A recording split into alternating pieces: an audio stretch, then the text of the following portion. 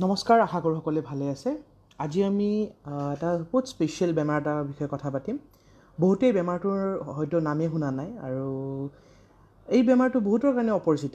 বহুত চবেই পেটৰ যদি আমি কথা কওঁ, গেষ্ট্ৰিক আলচাৰৰ কথা জানে, লিভাৰৰ বেমাৰৰ কথা জানে, কিডনীৰ বেমাৰৰ কথা জানে, কিন্তু এটা এনেকুৱা অংগ আছে যিটো বেমাৰ দিনক দিনে বহুতখিনি বাঢ়ি গৈ আছে, আৰু প্ৰতি বছৰে লাখ লাখ মানুহ ভাৰতত এই বেমাৰ ৰোগত আক্ৰান্ত হয়। আৰু এই অংগটোৰ নাম হ'ল পেংক্ৰিয়াছ, বা অসমীয়াত যদি আমি কওঁ অগ্নাশয়। পেংক্ৰিয়াছৰ বহুত কাম আছে। আমি পেংক্ৰিয়াছৰ কামসমূহৰ বিষয়ে অকণমান জানিম আজি। পেংক্ৰিয়াছনো কি? আমি লিভাৰৰ কথা জানিছোঁ, আমি খাদ্যনলীৰ কথা জানিছোঁ, আমি হাৰ্ট লাংছৰ কথা জানিছোঁ, কিডনীৰ কথা জানিছোঁ, কিন্তু আমি দেখিছোঁ যে পেংক্ৰিয়াছৰ কথা বহুতেই নাজানে কাৰণে আজিকালি দেখা গৈছে বহুত মানুহে এই ৰোগত আক্ৰান্ত হয়। ভিডিঅ'তে ভালদৰে চাব, কিয়নো আপুনি আজি আক্ৰান্ত নহ'ব পাৰে, কিন্তু ভৱিষ্যতেও যাতে আপুনি আক্ৰান্ত নোহোৱাকৈ থাকিব পাৰে, সেইকাৰণে ভিডিঅ'টো ভালকৈ চাওক আৰু গম পাব যে কেনেকুৱানো পেংক্ৰিয়াছৰ বেমাৰবোৰ, আৰু কেনেকুৱা আপুনি পদক্ষেপ লৈ পেলাই এই পেংক্ৰিয়াছটো আপুনি ভালে ৰাখিব পাৰে। মই ডক্টৰ সন্দীপন শৰ্মা, আৰু ভিডিঅ'টো যদি আপোনালোকে ভাল পায় প্লিজ কৰিব আৰু মোৰ পেজটো ফ'ল' কৰিব। পেংক্ৰিয়াছৰ যদি কথা কওঁ, লিভাৰৰ কাষত আৰু আমাৰ যিটো পাকস্থলীৰ পিছফালে এটা অংগ থাকে, যাক আমি যিটো আমি পেংক্ৰিয়াছ বুলি কওঁ। আমাৰ ঠিক নাইৰ ওপৰৰ, নাভিৰ ওপৰৰ এইখিনি জেগাত থাকে অংগটো, অসমীয়াত অগ্নাশয় বুলি কয়। আৰু পেংক্ৰিয়াছৰ কি কাম আমি এইটো জানিব লাগিব, যে ভগৱানে যদি কিবা এটা দিছে নিশ্চয় ইয়াৰ কাম থাকিব। বহুত ইম্পৰ্টেণ্ট কাম আছে দুটা। এটা হ'ল, আমি যিবিলাক বস্তু খাওঁ, মাছ মাংস চৰ্বিজাতীয় বস্তু বা যিখিনি বস্তু আমি দিনটোত খাওঁ, তাক হজম কৰিবৰ কাৰণে যিবিলাক এনজাইমৰ দৰকাৰ হয়, সেইটো পেংক্ৰিয়াছে বনায়। আমি সৰুৰ পৰা বিভিন্ন বস্তু খাই ডাঙৰ হৈছোঁ। গাখীৰৰ বস্তু, চৰ্বিজাতীয় বস্তু, মাছ মাংস চৰাইৰ মাংস হ'ব পাৰে, জন্তুৰ মাংস হ'ব পাৰে। এইবিলাক যে হজম কৰি আছোঁ, তাৰ মেইন দায়িত্বটোকে পেংক্ৰিয়াছৰ। বহুতে লিভাৰৰ কথা ভাবে যে মোৰ হজম শক্তি কমিছে, মই লিভাৰৰ দৰৱ খাওঁ। নহয়, লিভাৰৰ তেনেকুৱা কোনো ধৰণৰ ইমানখিনি হজমত এটা অৱদান নাথাকে যিমানখিনি পেংক্ৰিয়াছৰ থাকে।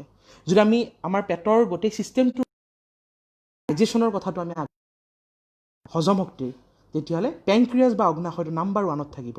সি হ'ল প্ৰধানমন্ত্ৰী, বাকী চব বেলেগ কেবিনেট মিনিষ্টাৰ্ছ।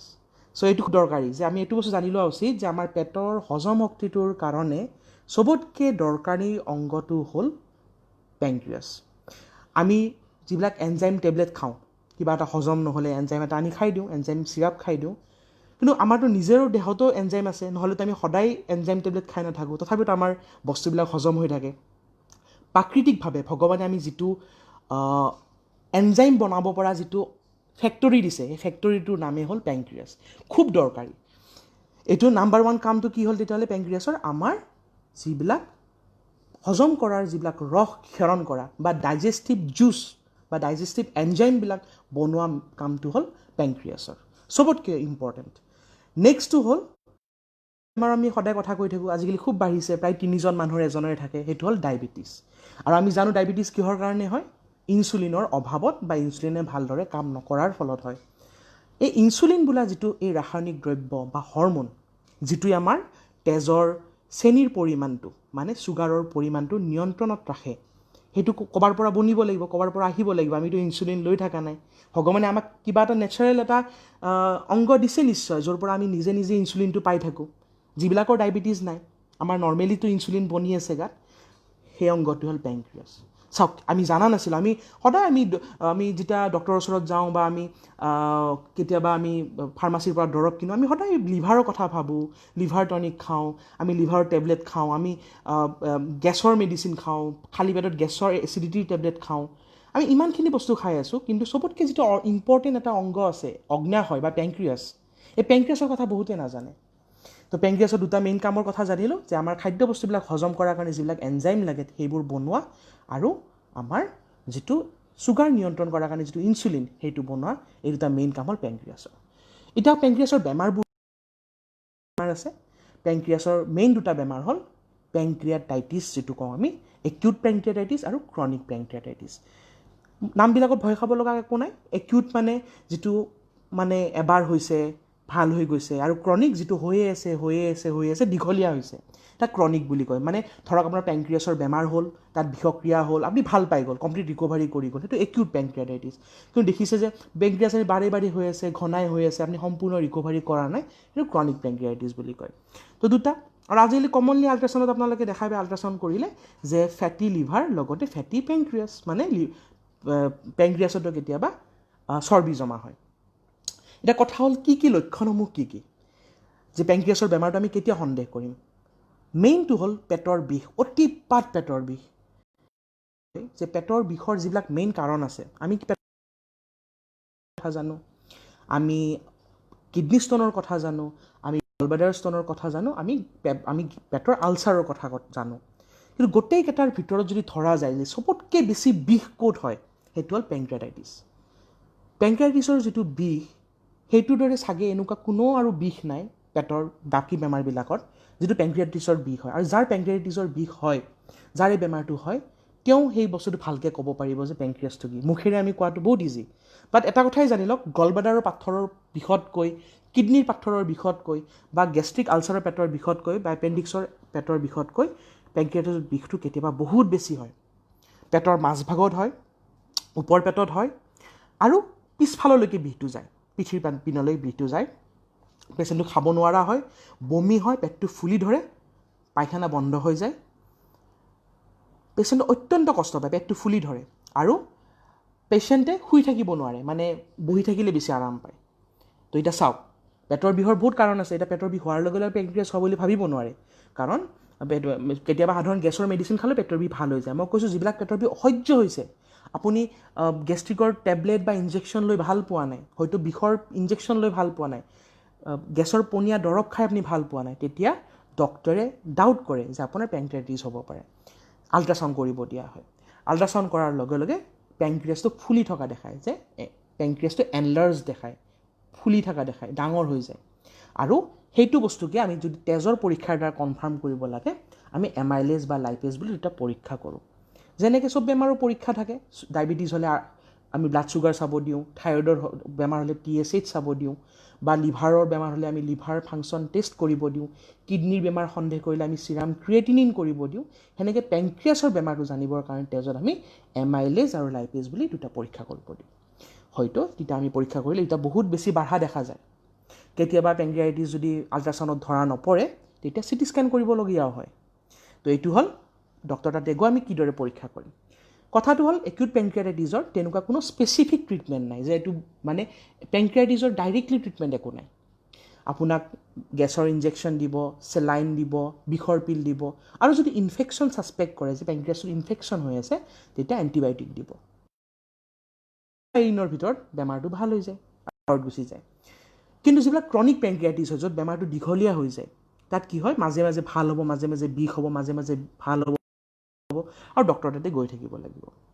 এতিয়া কাৰণবোৰ কি? আমি কাৰণবোৰ জানিলেহে আমি প্ৰতিৰোধ কৰিব পাৰিম। গতিকে ভিডিঅ'টো ভালদৰে চাওক।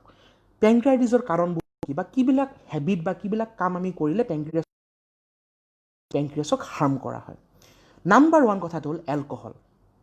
যিমানখিনি পেংক্ৰিয়াটাইটিছৰ কেছ দেখা যায়, পেংক্ৰিয়াছৰ বিষক্ৰিয়া বা পেংক্ৰিয়াছ দুৰ্বল হোৱা দেখা যায়, তাৰ মেইন কাৰণ হৈছে মদ খোৱা, মদ্যপান কৰা। তো মদ্যপানটো এনে আগে পিছেও কৈছোঁ লিভাৰৰ কাৰণে বেয়া, বেলেগ বেমাৰৰ কাৰণে বেয়া, গতিকে মদ্যপান কৰাটো একেবাৰে বেয়া। লগত স্মকিং কৰা, চিগাৰেট খোৱা একেবাৰে ষ্টপ কৰিব লাগে। তাৰপিছত ইম্পৰ্টেণ্ট কাৰণ এটা হ'ল কি জানে, গল ব্লাডাৰৰ পাথৰ। কেতিয়াবা কি হয়, গল ব্লাডাৰৰ পাথৰৰ সৰু গুৰি যদি তাৰ পৰা ওলাই গৈ পিত্তনলী গৈ পেলাই যদি পেংক্ৰিয়াছৰ ভিতৰত সোমাই যায়, তেতিয়াও তাত পেংক্ৰিয়াছটো হানি কৰিব পাৰে, সেই পাথৰটোৱে আঘাত কৰিব পাৰে, তেতিয়াও পেংক্ৰিয়াটাইটিছ হয়। তেতিয়া সেইকাৰণে গলব্লাডাৰ ষ্টোন যদি বেছি দিন হয়, আৰু আপোনাৰ যদি সম্ভাৱনা থাকে যে আপোনাৰ পেংক্ৰিয়াটাইটিছ হৈ আছে, গলব্লাডাৰৰ কাৰণে বিষ নহয়, আপুনি গলব্লাডাৰটো হয়তো পাথৰ আছে, লগতে আপোনাৰ পেংক্ৰিয়াটাইটিছ হৈ আছে, আল্ট্ৰাচাউণ্ড কৰাৰ লগে লগে গম পালে পেংক্ৰিয়াছটো ফুলি আছে, তেতিয়া গলব্লাডাৰৰ অপাৰেশ্যনটো কৰিলেহে পেংক্ৰিয়াছটো ভাল পায়। এইটো খুব দৰকাৰী, কাৰণ কিছুমানত কি হয়, গলব্লাডাৰৰ অপাৰেশ্যন আমি কেইদিনমান আমি ৰখিব দিওঁ, আমি লগে লগে অপাৰেশ্যন কৰিব নিদিওঁ। গলব্লাডাৰৰ কাৰণে আমি সোনকালে অপাৰেশ্যনটো কৰিব দিওঁ। এইটো খুব দৰকাৰী কথা, এইটো জানিব লগা কথা। তাৰপিছত আছে ৰেড মিট খোৱা, জন্তুৰ মাংস যিমান পাৰে কমকৈ খাব লাগে, পঠাৰ মাংস, মানে গাহৰি মাংস, মানে এনিমেল মিট, যাক ৰেড মিট বুলি কওঁ, এইবিলাক খালে পেংক্ৰিয়াছে বহুত কষ্ট পায়। কাৰণ মই আগতে কৈছোঁ, এইবিলাক হজম কৰাৰ কাৰণে এনজাইম লাগিব আৰু এনজাইম ক'ৰ পৰা আহে পেংক্ৰিয়াছৰ পৰা আহে তো পেংক্ৰিয়াছটোক আমি বেছি কষ্ট দিয়া হয় যদি আমি বেছি মানে মাংস বা স্পেচিয়েলি ৰেড মিট জন্তুৰ মাংস আমি বেছিকৈ খাওঁ এইটো খুব দৰকাৰী তাৰ বাহিৰে কিছুমান জন্মগত বেমাৰ আছে য'ত পেংক্ৰিয়াছৰ কিছুমান ডিফেক্টৰ কাৰণে পেংক্ৰিয়াটিছ হোৱা দেখা যায় তাৰ বাহিৰে আপোনাৰ পেংক্ৰিয়াছৰ ইনফেকশ্যন হ'লে পেংক্ৰিয়াটিছ হোৱা দেখা যায় আৰু আছে আপোনাৰ কিছুমান দৰৱৰ কাৰণে কিছুমান মেডিচিন খালেও পেংক্ৰিয়াটিছ হোৱা যায় মানে হোৱা দেখা যায় তো সেইটো ডক্টৰৰ লগত কথা পাতিলে আপোনাক সেই দৰৱটো আপোনাক চেঞ্জ কৰি দিব যদি তেনেকুৱা দৰৱৰ কাৰণে হোৱা দেখা যায় তো আমি কি কৰিম আমি বাধা কেনেকৈ দিম যে আমি এলকহল আমি যিমান পাৰোঁ ল'ব নালাগে মানুহে যাতে নেক্সট টাইম পেংক্ৰিয়াছটো নহয় কাৰণ বাৰে বাৰে যদি পেংক্ৰিয়াছটো হৈ থাকে পেংক্ৰিয়াছটো দুৰ্বল হৈ যায় আৰু আপোনাৰ পেংক্ৰিয়াছ টোটেল পাৰ্মানেণ্ট ডেমেজ হৈ যাব য'ৰ ফলত আপুনি গোটেই জীৱন হয়তো বিষত ভুগি থাকিব লগা হ'ব পাৰে বা আপুনি এনজাইম ট্ৰিটমেণ্ট লৈ থাকিব লগা হ'ব এনজাইম খাই থাকিব লাগিব কিছুমান পেংক্ৰিয়াছৰ বেমাৰ হ'লে বিভিন্ন ধৰণৰ আমি এনজাইম মানে আপোনাক পেচেণ্টক দি থোৱা হয় তাৰ বাহিৰে ৰেগুলাৰ এক্সাৰচাইজ কৰক পানী খুব বেছিকৈ খাওক ওজন বেছি বাঢ়িব নিদিব যেতিয়া বেছি চৰ্বি হ'ব তেতিয়া আল্টিমেটলি পেংক্ৰিয়াছত চৰ্বি জমা হ'ব ফেটি পেংক্ৰিয়াছ হ'ব বা দেখা গৈছে ব্লাডত যদি চৰ্বি স্পেচিয়েলি ট্ৰাইগ্লিচাৰাইড বোলা চৰ্বিটো বহুত বেছি বাঢ়ি যায় কলেষ্ট্ৰল বহুত বেছি বাঢ়ি যায় তেতিয়াও পেংক্ৰিয়াটিছ হোৱা দেখা যায় বা যিবিলাক মানুহ বেছি চৰ্বি খোৱা মানুহ তেওঁলোকৰ গল ব্লাডাৰৰ হোৱাৰ চান্সটো বেছি আল্টিমেটলি গল ব্লাডাৰ হয় পেংক্ৰিয়াছৰ প্ৰব্লেম হোৱা চান্সটো বেছি কিন্তু ওজন বেছি বাঢ়িব দিব নালাগে এক্সাৰচাইজ কৰিব লাগে সুষম আহাৰ খাব লাগে মদ চিগাৰেট একদম খাব নালাগে আৰু গল ব্লাডাৰৰ কাৰণে যদি পেংক্ৰিয়াটিছটো হৈ থকা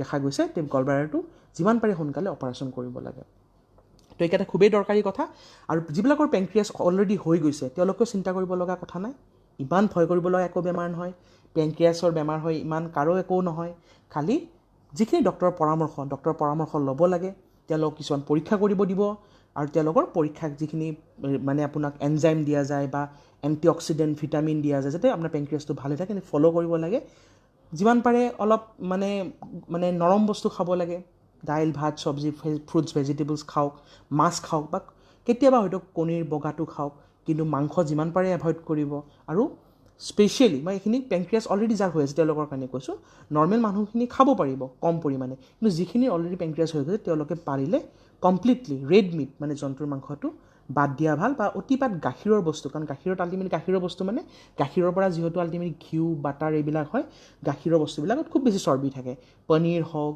বা আপোনাৰ প্লেইন গাখীৰে হওক তো গাখীৰৰ বস্তু যিমান পাৰে এভইড কৰিব লাগে মানে চৰ্বিজাতীয় বস্তু কমকৈ খাব লাগে যাৰ অলৰেডি পেংক্ৰিয়াটিছ হৈ গৈছে তো আশা কৰোঁ মোৰ ভিডিঅ'টো ভাল পাইছে আৰু যদি ভাল পাইছে ভিডিঅ'টো শ্বেয়াৰ কৰিব আৰু মোৰ পেজটো ফ'ল' কৰিব